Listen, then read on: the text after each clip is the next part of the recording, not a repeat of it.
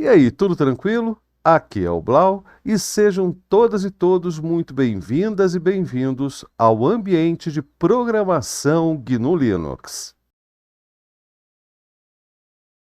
Como você já sabe, este não é um curso de linguagem C, mas é praticamente impossível não associar a linguagem aos próprios fundamentos de sistemas operacionais Unix-like, como o nosso GNU Linux. Afinal, a linguagem foi desenvolvida para reescrever o Unix, que originalmente era escrito em Assembly. Então, nessa primeira semana de estudos, nós vamos fazer uma boa revisão da linguagem C, enfatizando os aspectos que vão nos ajudar a desenvolver demonstrações e compreender melhor o sistema GNU Linux como uma interface de programação.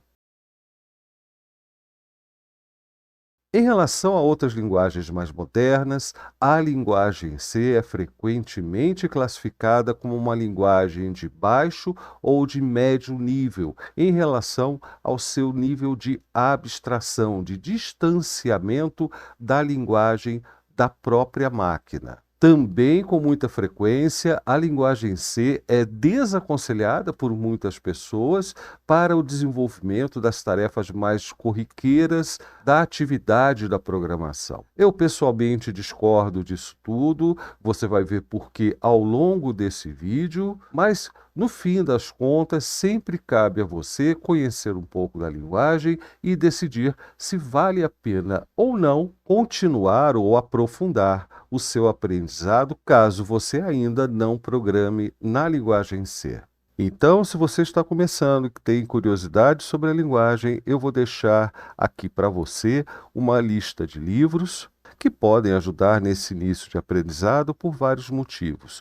Um deles, o primeiro que eu sempre recomendo, é um livro que infelizmente está em inglês e se chama de C Programming Language. Existem duas versões desse livro. A primeira foi lançada em 78, quando ainda não havia nenhuma especificação da linguagem C e acabou se tornando a própria especificação disponível no momento. A segunda versão do livro, lançada em 88, já incorpora as especificações que começaram a ser escritas lá por volta de 1983 para padronizar a linguagem. É a versão que a gente chama de ANSI-C. Esse livro tem uma importância histórica muito grande e também tem o papel de apresentar aquilo que até hoje é considerado denominador comum entre todas as especificações da linguagem C. Se você quer uma abordagem um pouco mais didática e sistemática, existem 3 livros que eu acho que são os melhores para essa finalidade. O primeiro é Linguagem C, Completa e Descomplicada, de André Bakers. O outro é C Completo e Total, de Herbert Schultz. E, finalmente, uma série que não existe mais por aí, você só vai encontrar em sebos, que é a série Use a Cabeça, específico da linguagem C. É bastante divertida a abordagem desse livro e bastante objetiva também, vale muito a pena. De qualquer forma, lá no nosso repositório eu vou deixar ainda mais algumas sugestões, tanto em inglês quanto em português, que eu não encontrei em livraria nenhuma, eu encontrei apenas em PDF. E o link está na descrição do vídeo. A linguagem C já quebrou a barreira de mais de meio século de existência e continua firme e forte e relevante até os dias de hoje. Mas, apesar de ter sido desenvolvida entre 1969 e 1973, o seu lançamento inicial, a sua história remonta a um período um pouco anterior, lá por volta de 1965, ao desenvolvimento de um sistema operacional chamado Multics. O grande mérito do Multics, que tem a ver com a história da linguagem C, é que o projeto foi uma das primeiras tentativas de se desenvolver um sistema operacional utilizando uma linguagem de alto nível. Na época, eles tentaram utilizar uma linguagem da IBM chamada PL/I, mas era uma linguagem muito complicada e isso acabou atrasando todo o projeto. Uma das empresas que fazia parte do consórcio que desenvolvia o Multics era a AT&T. E quando a AT&T saiu desse consórcio, eles começaram a utilizar uma linguagem originalmente criada para programar compiladores, que é a linguagem BCPL. Embora a AT&T já não estivesse mais nesse consórcio, lá em 69, quando o Ken Thompson começou a desenvolver o Unix, ele sentiu falta de um compilador Fortran e foi atrás da linguagem BCPL para desenvolver esse compilador. Acontece que nessa época, 1969, ele tinha à disposição um computador chamado PDP-7. Esse computador tinha sérias limitações de memória e tinha algumas características que não eram muito compatíveis com os planos de desenvolvimento do Unix. Então, o que o Ken Thompson fez foi desenvolver uma nova linguagem baseada na linguagem BCPL, mas bastante reduzida, em termos de semântica, ainda muito parecida com a BCPL, mas em termos de sintaxe, mais próxima da linguagem chamada ALGOL, outra linguagem que está também na raiz de muitas outras linguagens modernas. Ken Thompson chamou essa outra linguagem de linguagem B por dois motivos, né? O primeiro é porque se tratava de uma versão mais enxuta, né? Mais reduzida da linguagem BCPL, e também porque alguns anos antes ele havia começado a desenvolver a linguagem chamada BOM, que vem de Bonnie, o nome da esposa dele, mas acabou ficando apenas com o nome B. Quem ajudou o Ken Thompson nessa tarefa foi o Dennis Ritchie, e quando o Ken Thompson começou a trabalhar com outros aspectos do projeto do sistema Unix, Dennis Ritchie ficou encarregado de continuar o aprimoramento da linguagem B para que essa linguagem pudesse ser utilizada agora não mais apenas para desenvolver um compilador Fortran, mas para desenvolver o próprio Unix. Pouco tempo depois, eles já tinham um outro equipamento, não era mais o PDP-7, era o PDP-11, que trazia também uma novidade interessante, porque todas as linhas anteriores do PDP trabalhavam com palavras, se eu não me engano, de 18 bits. E apenas a partir do PDP-11 é que começaram a utilizar bytes, ou seja, 8 bits, em vez de palavras, como uma unidade de tamanhos de dados. Quando chegou lá por volta de 1972, as diferenças entre a linguagem B original e o trabalho que Dennis Ritchie estava fazendo com as suas modificações era tão grande que Dennis Ritchie passou a chamar a linguagem B de linguagem C. Já era outra coisa. A linguagem C estava praticamente completa, mais ou menos do jeito que a gente conhece hoje, mas ainda não era muito prática para fazer o desenvolvimento do sistema Unix, porque faltava um recurso que veio já perto de 1973, que é uma estrutura de dados que a gente chama de struct. Com essa struct, a linguagem C pôde ser utilizada para reescrever o Unix e principalmente o seu kernel. E isso, dentro do próprio desenvolvimento do Unix, foi revolucionário. Em paralelo ao aprimoramento da linguagem B, outra figura muito importante na história da computação, que é o Brian Kernighan, estava escrevendo um manual da linguagem B. E quando o Dennis Ritchie lançou essa versão final da linguagem C, lá em 1973, o que o Brian Kernighan fez com ele foi começar a adaptar o manual da linguagem B para um manual da linguagem C. E esse trabalho ficou pronto em 1978 e é o livro que eu acabei de recomendar para você, chamado de C Programming Language. A importância nesse momento desse livro para a linguagem C foi absurda, porque além de ser a primeira especificação escrita para a linguagem, esse livro foi o grande responsável pela divulgação e adoção da linguagem em diversos outros projetos ao redor do mundo. E esse é mais um bom motivo para você dar uma lida nesse livro. por volta de 1983, havia algumas diferenças de implementação da linguagem C e resolveram criar uma nova especificação chamada ANSI-C. Essa especificação passou por várias versões e em 1987 veio a especificação C87, que foi incorporada na segunda versão, na segunda edição do livro de Brian Kernighan e Dennis Rich, que também eu acabei de recomendar para você a leitura. A versão final da especificação ANSI-C foi lançada em 1989, ao C89, e a partir daí continuou sofrendo atualizações. Esse período de 83 a 89, para nós que somos utilizadores do GNU Linux, também é muito importante, porque também na linguagem C, Richard Stallman começou a desenvolver o seu sistema operacional GNU, um sistema operacional parecido com o Unix, mas não exatamente como o Unix. E a sua principal diferença era que, enquanto o Unix era um sistema operacional proprietário, o GNU foi criado para ser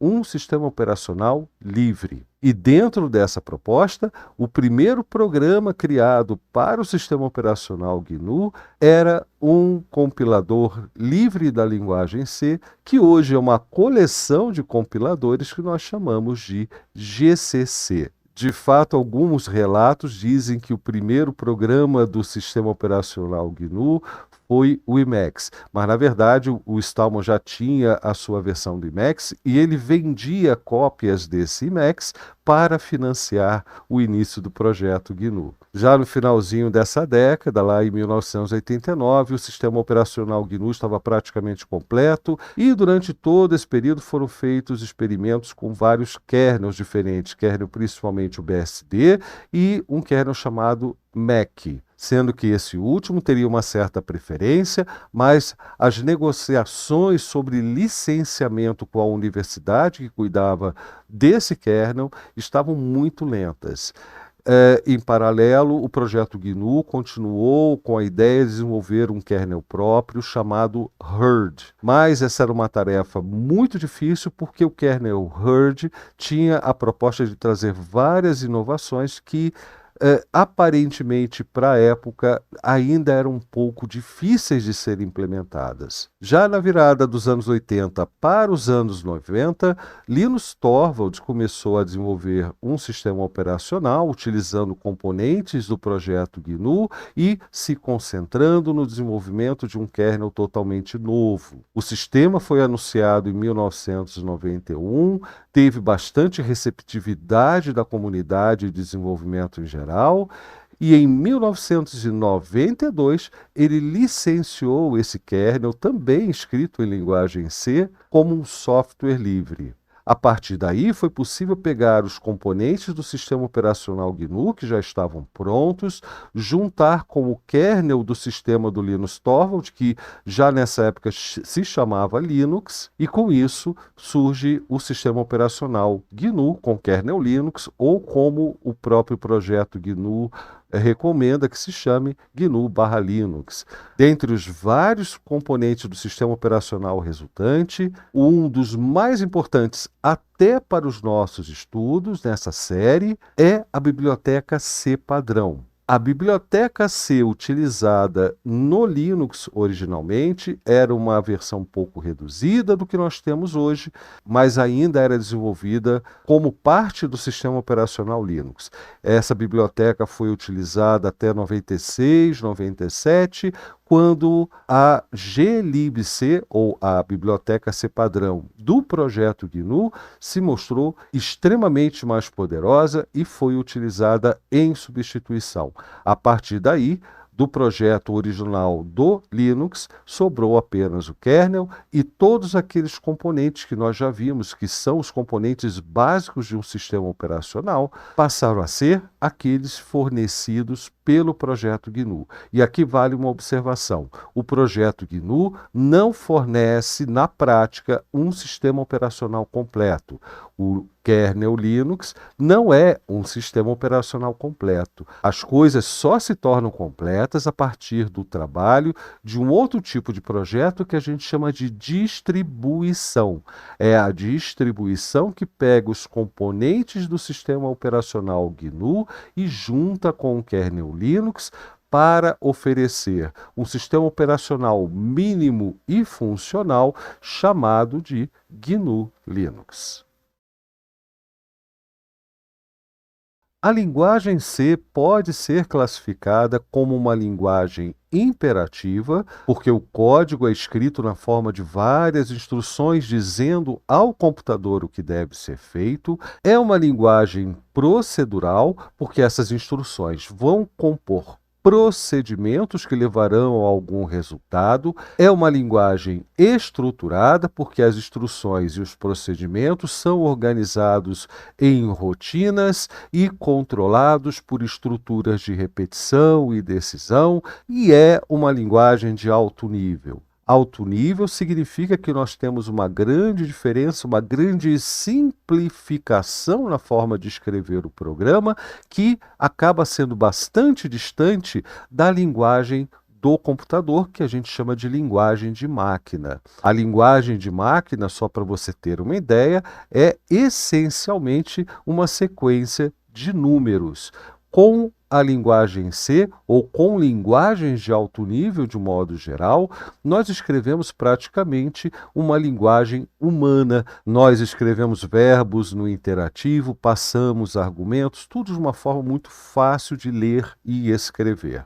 Como eu já disse, hoje em dia muita gente classifica a linguagem C como uma linguagem de baixo ou médio nível. E para mim isso está completamente errado, porque traz uma confusão entre aquilo que é uma linguagem com uma abstração alta ou baixa e um outro tipo de classificação, onde as linguagens podem ser divididas entre aquelas que são para programadores e as que não são para programadores. Lá nos anos 60 e 70, uma linguagem que não era para programadores eram aquelas linguagens criadas para serem utilizadas pelo pessoal administrativo da empresa. Por exemplo, a linguagem COBOL. O COBOL, por incrível que pareça, não foi uma linguagem criada para programadores. Já a linguagem C, que, embora seja muito simples também, requer de quem vai programar uma série de conhecimentos e técnicas que são desenvolvidas na profissão de programação. Seguindo em frente, uma outra classificação importante sobre a linguagem C é que ela é uma linguagem que a gente chama de compilada. Significa que o código que a gente escreve precisa passar por uma transformação para chegar à linguagem de máquina. Em contraponto, existem as linguagens que a gente chama de interpretadas. Essencialmente, nós temos um programa que é executado para executar o conteúdo do nosso código originalmente em texto puro. Um exemplo de linguagem interpretada é o próprio shell de sistemas Unix-like e, no caso do GNU, o Bash. O Bash não é só uma linguagem, mas ele é capaz de interpretar instruções, que são comandos, na verdade, que nós escrevemos em arquivos de texto. Outra linguagem interpretada bastante importante é o Python. Temos também o PHP como linguagem interpretada. E no caso da linguagem C, não. Na linguagem C, o nosso texto é transformado através de um programa chamado compilador em um arquivo binário, um arquivo que contém apenas números e será, mais adiante, transferido para a memória do computador para ser executado. Quanto ao seu uso, nós podemos dizer que sim, a linguagem C é uma linguagem de propósito geral e, contrariando aquela outra afirmação que nós ouvimos muito, que C não deve ser utilizado para tarefas corriqueiras de programação, Mas isso, para mim, é exatamente o oposto. Existem vários usos para a linguagem C e um deles é para você, em vez de escrever um script em Shell, criar um programa que vai resolver o seu problema rapidamente e com eficiência. Então, é preciso quebrar um pouco esse paradigma que veio se construindo ao longo do tempo, em função do surgimento de outras linguagens de programação que talvez sejam realmente mais fáceis de aprender, mais acessíveis ao público geral, mas ainda assim a linguagem C é bastante simples e a gente precisa remover esse bloqueio mental que aos poucos foi sendo criado. Finalmente, uma característica que não pode faltar quando se fala das características da linguagem C é que ela é uma linguagem bastante portável. Por ser um padrão bastante divulgado, bastante simples de ser implementado, nós temos compiladores para a linguagem C para todas as plataformas existentes. E a linguagem em si, a sua sintaxe, a sua semântica, continua a mesma. Então, é apenas uma questão de pequenos ajustes e você tem um programa em C capaz de ser executado em outras plataformas, desde que elas suportem as características impressas nesse código. Na próxima semana, nós vamos explorar um pouco melhor o que é a programação em si. Nós vamos escrever um programa, vamos fazer experimentos diversos. Aqui, nós temos apenas um exemplo de um Olá Mundo. Não parece, porque, como a maioria de vocês já sabe, eu uso Salve Simpatia em vez de Olá Mundo. Enfim, o ponto principal é que essa é a aparência de um código típico escrito na linguagem C. Só por este pequeno exemplo, nós temos várias amostras, não só de como um programa em C é preparado para ser compilado, como também da relação que este código tem com a interface de programação de sistemas Unix-like e do GNU Linux. Eu vou começar pela parte mais simples, que é o que está aparecendo aqui como a função main. A função main tem o papel de indicar, ao longo do processo de compilação, que nós já vamos ver, o ponto a partir do qual o programa será executado. É o que a gente chama de ponto de entrada do programa. Essa função, aqui entre os parênteses, recebe argumentos. Por se tratar da função main, esses argumentos correspondem a dados que serão passados para o programa em si no momento em que ele for executado. O que são esses dados é assunto para mais tarde. O importante é que você está vendo aqui a forma geral de qualquer função escrita em C, inclusive no detalhe que aparece aqui antes do nome da função, esse int, que é o que a gente chama de especificador de tipo.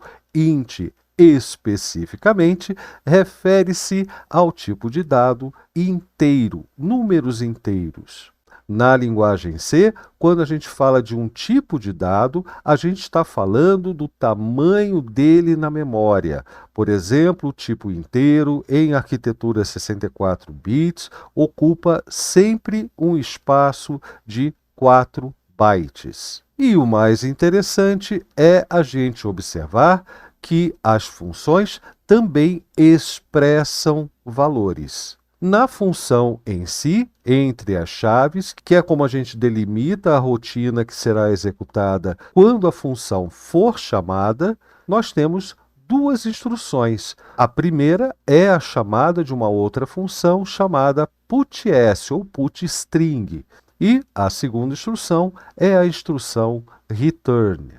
Na linguagem C, nós não temos funções nativas, built-in. Toda função que está disponível, entre aspas, por padrão, está definida e declarada na biblioteca C padrão. E a função putString já está lá. Eu não precisei criar esta função para utilizar. Já a instrução return, é uma instrução que termina a execução de uma função e devolve o controle do fluxo de execução do programa à função onde houve a chamada dessa função que está sendo terminada. De novo, nós estamos lidando com a função main, a função principal, a função que é o ponto de entrada do programa e onde acontecerão as chamadas de todas as outras funções que vierem a ser utilizadas no programa. Portanto, quando eu termino a função main, através de um return, ou porque simplesmente acabaram as instruções que haveria entre as chaves, eu estou terminando o programa. Em princípio, eu nem precisaria da instrução return, porque a instrução return normalmente é utilizada para terminar a execução de uma função a partir de determinadas condições. Ou, como o pessoal costuma dizer, em condições anormais. Eu tive um erro e terminei minha função. Basicamente é isso. No caso da função main, se não houvesse o return, a própria compilação providenciaria as instruções necessárias para que o programa terminasse com uma coisa que a gente chama de estado de término. É um número inteiro que diz para o sistema operacional se o nosso programa terminou com sucesso ou com erro. Então, sem um return, um programa em C vai sempre terminar com o estado 0, sucesso. 0 indica sucesso. Mesmo assim, nós escrevemos explicitamente o return para que fique claro que esse é o momento do término do programa. E nós passamos para o return, para a instrução return, como um argumento, o valor que será utilizado como estado de término. Aqui eu estou utilizando o inteiro 0, aliás, é a razão pela qual a minha função ter sido declarada como do tipo inteiro, mas eu poderia terminar com qualquer outro valor e isso seria passado para o sistema operacional. Nós vamos demonstrar tudo isso na segunda parte dessa revisão, que vai acontecer na semana que vem. Aproveitando que ainda estamos falando de instruções, repare que toda instrução termina com um ponto e vírgula. A gente chama isso de terminador de instruções, que é o símbolo utilizado no processamento do meu código para determinar o fim de instruções. Fora do corpo de funções, e aqui especificamente do corpo da função main, nós também podemos escrever instruções. Só que isso não está acontecendo neste exemplo. Aqui, neste exemplo, fora da função main, o que eu tenho é essa diretiva de pré-processamento include. Uma diretiva de pré-processamento não é um código em C. As diretivas de pré-processamento são interpretadas pelo pré-processador, que é o responsável por uma das etapas de compilação. E no caso aqui, especificamente a diretiva include, serve para incluir arquivos externos. Neste exemplo, nós estamos incluindo um arquivo externo chamado stdio.h.